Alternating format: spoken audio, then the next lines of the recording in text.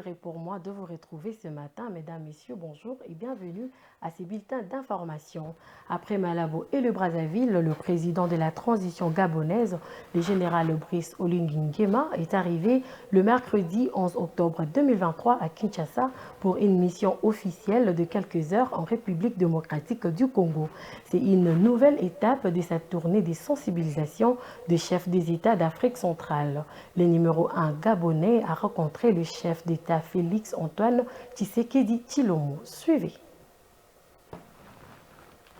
Au terminal présidentiel de Ndjilu, le président du comité pour la transition et la restauration des institutions du Gabon a eu droit aux honneurs militaires des chefs de l'État. Le cortège présidentiel s'est ébranlé en direction du palais présidentiel du Mont-Galema où le général Brice Oligui Nguema a été reçu par son homologue Félix Tshisekedi Tshilombo. Cette première visite du président de transition gabonaise à Kinshasa s'inscrit dans le cadre de la tournée diplomatique qu'il effectue dans la sous-région de la communauté économique des États de l'Afrique centrale. Le général Brice Oligui Nguema est en train de sensibiliser ses homologues de la région afin que son pays réintègre la communauté économique des États d'Afrique centrale dont son pays est suspendu depuis le 30 août dernier.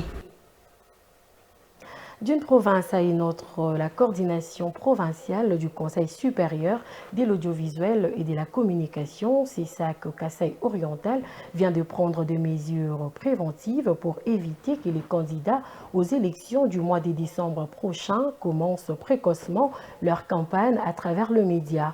Les animateurs de cet organe régulateur l'ont fait savoir lors d'une réunion de travail avec les directeurs de programmes de chaînes de télé et radio de la ville de Mbuji-Mayi. Suivez.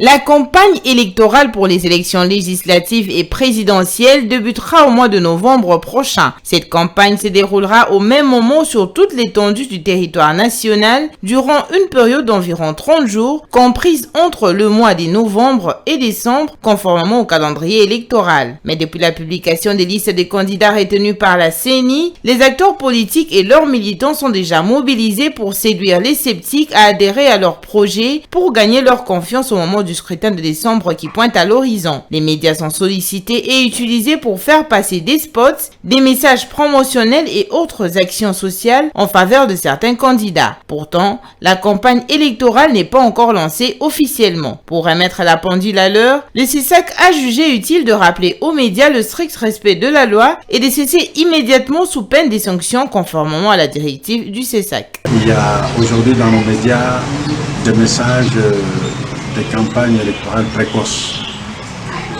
Et il était important, selon les instructions qui sont venues du bureau du Conseil supérieur de l'audiovisuel et de la communication, de se parler pour que soit mis fin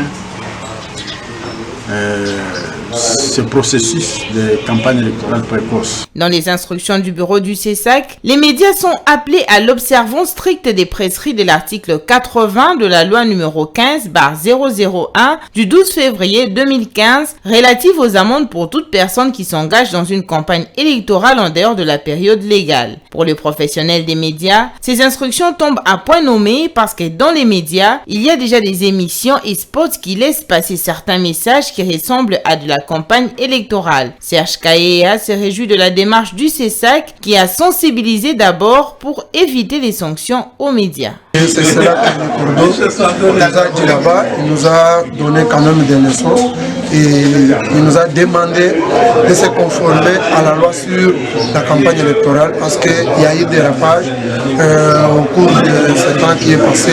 Alors il nous a donné de la matière que nous devons appliquer pour éviter qu'il y ait des sanctions à cette période pré-campagne. Prévue pour le 20 novembre prochain selon les calendriers électoraux, la campagne électorale va officiellement être lancée sur toute l'étendue de la RDC. Ce n'est qu'à partir de cette date que les médias seront autorisés à faire passer les spots promotionnels et messages de campagne des différents candidats en respectant l'éthique et la déontologie journalistique sans aucun problème.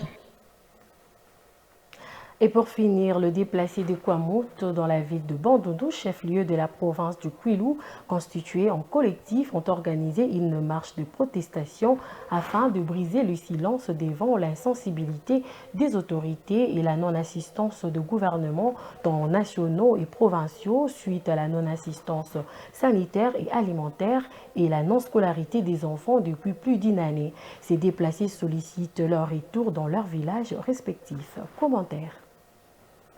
Les déplacés des Kwamout ont manifesté le mardi 10 octobre 2023 à Bandundu pour exprimer leurs regrets aux autorités nationales et provinciales au sujet de leurs mauvaises conditions de vie depuis une année dans la ville de Bandundu et dans d'autres coins du Grand Bandundu. Ces déplacés se sont constitués en collectif et sont descendus dans la rue pour atteindre l'Assemblée provinciale en parcourant toutes les grandes artères afin de remettre un mémorandum au directeur administratif de cet organe délibérant. Dans ces documents, ils déplorent la non-assistance des gouvernements provinciaux du Kwilu, du Mai-Ndombe et du gouvernement central, notamment sur la prise en charge sanitaire et alimentaire, ainsi la non-scolarisation de leurs enfants depuis plus d'une année déjà. Leur représentant a indiqué qu'il leur faut de moyens pour quitter le site d'accueil et retourner dans leur village d'origine. Vivant de moments difficiles dans certaines familles d'accueil, ils ont ainsi décidé de briser les silences. Nombreux sont morts, il n'y a eu aucune assistance et la scolarisation des enfants. Face à cette situation, ils demandent aux autorités tant nationales que provinciales de prendre à cœur leurs problèmes. Si le gouvernement prend soin de nous et qu'il y a de moyens pour nous libérer, nous allons rentrer là où nous pouvons aller. Même dans nos villages d'origine, on prend le transport, on rentre, ont-ils déclaré. Plusieurs d'entre eux s'interrogent sur l'insensibilité de l'État congolais depuis qu'ils lancent leur cri d'alarme. Nous mourons de faim depuis une année, c'est trop. Ils estiment que nous ne sommes pas de Congolais, qui nous trouvent un bateau pour qu'on aille je ne sais où, a ajouté un autre déplacé. Actuellement, on compte 69 décès dans le camp de déplacés de Kwamout, dans la ville de Bandundu, 30 à Kikwit. La situation humanitaire est pire à Kikwit, où certains déplacés sont renvoyés de familles d'accueil, faute de moyens de prise en charge. Voilà, c'est la fin de ces bulletins d'information. Merci de l'avoir suivi. Restez connectés sur Mandiko Télévision.